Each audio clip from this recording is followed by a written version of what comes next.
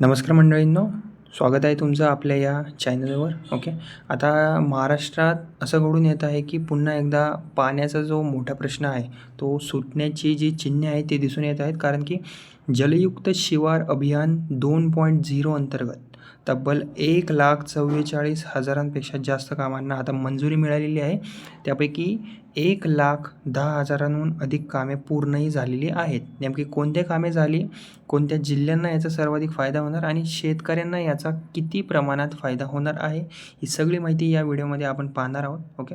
आता आज आपण महाराष्ट्राच्या बेसिकली सरकारच्या हे जलयुक्त शिवार अभियान 2.0 बाबत ज्या अपडेट आलेले आहेत त्या आपण बघून घेणार आहोत. राज्यात पाणी टंचाई कमी करण्यासाठी आणि शेतीला कायमस्वरूपी पाणी उपलब्ध करून देण्यासाठी सरकारने जे उपाय केलेले आहेत, मोठ्या प्रमाणात कामे सुरू केलेली आहेत, ते आपण एक एक करून पॉईंट वाईज समजून घेणार आहोत. ओके.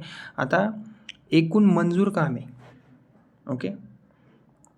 तर बेसिकली सर्वात आधी या योजनेचा उद्देश समजून घेऊया आपण. ओके. जलयुक्त शिवार अभियान 2.0चा मुख्य हेतू म्हणजे काय? गावागावात पाणी अडवणे, भूजल पातळी वाढवणे, शेतकऱ्यांना सिंचनासाठी कायमस्वरूपी पाणी उपलब्ध करून देणे आणि दुष्काळी भागांना मदत करणे. यामुळे काय, पावसाचे पाणी वाया न जाता जमिनीत मुरते ते आणि विहिरी, बोरवेल आणि तलाव पुन्हा भरू लागतात. ओके. आता किती कामांना मंजुरी मिळालेली आहे ते सुद्धा आपण बघून घेऊयात आणि ही सर्वात मोठी अपडेट म्हणता येईल. कारण की 25 मे 2026पर्यंत म्हणजेच आजपर्यंत राज्यभरात 1,44,697 कामांना मंजुरी देण्यात आलेली आहे. ओके. ही काही कमी कामं नाही आहेत. 1,44,697 कामांना आता मंजुरी देण्यात आलेली आहे. यामध्ये काय समाविष्ट आहे? नाला खोलीकरण, शेततळे, सिमेंट, बंधारे, गाळ काढणे, पाणीसाठा वाढवणारी विविध कामे यांचा यात समावेश आहे. ओके. नंतरचा पॉईंट म्हणजे किती कामे पूर्ण झालेली आहेत. ओके.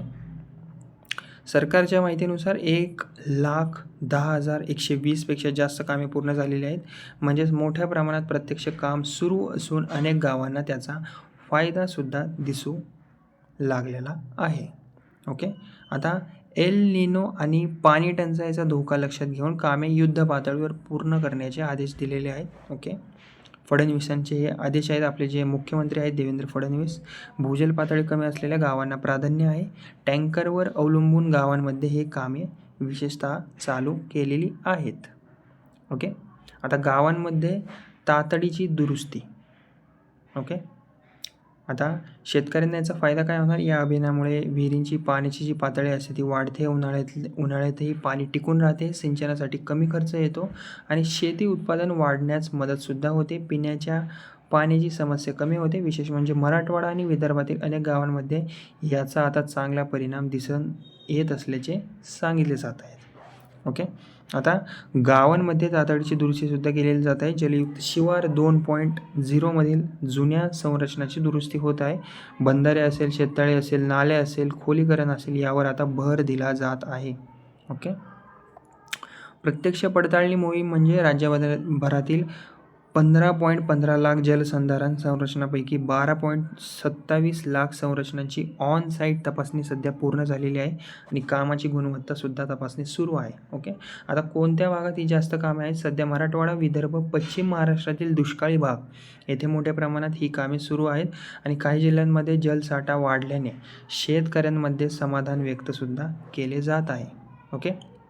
आता गाळमुक्त धरण, गाळयुक्त शिवार. आता 2026मध्ये बेसिकली 1435 जलसाठ्यांमधून गाळ काढलेला आहे.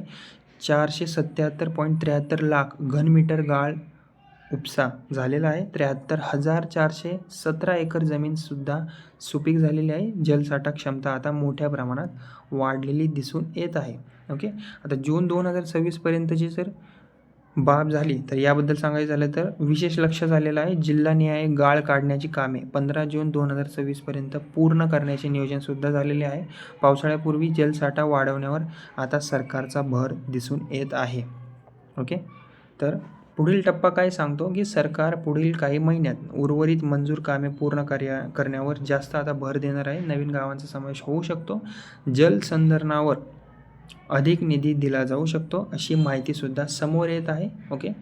पण मंडळींनो, काही भागात कामांचा वेग कमी असल्याच्या तक्रारी देखील आहेत. त्यामुळे प्रत्यक्ष गावात कामं किती झाली आहेत हे तपासणे महत्त्वाचे आहे. ओके. आता PMKSY अंतर्गत कामे होत आहेत. प्रधानमंत्री कृषी सिंचन योजना अंतर्गत सुमारे 22,000 कामे पूर्ण झालेली आहेत. सर्व कामांचे जिओ टॅगिंगसुद्धा सुरू आहे. ओके. त्यामुळे डिजिटल मॉनिटरिंगसुद्धा वाढवले गेलेले आहे. नंतरचा पॉईंट म्हणजे अमृत सरोवर प्रकल्प. महाराष्ट्रात बेसिकली 57 अमृत सरोवर विकसित करण्यात आलेले आहेत. त्यापैकी 31 प्रकल्प जून 2026 पूर्वी पूर्ण करण्याचे लक्ष्य दिसून येत आहे. ओके. नंतरचा पॉईंट म्हणजे मंत्रालय स्तरावर नवीन व्यवस्थापन कक्ष. जलयुक्त शिवार 2.0 साठी मंत्रालयात नवीन प्रोजेक्ट मॅनेजमेंट सेल हा आखलेला आहे. Okay. IT officer, media officer, data entry operator यांची नियुक्तीसुद्धा झालेली आहे. ओके. आणि डिजिटल ट्रॅकिंग आणि मॉनिटरिंगसुद्धा वाढणार आहे.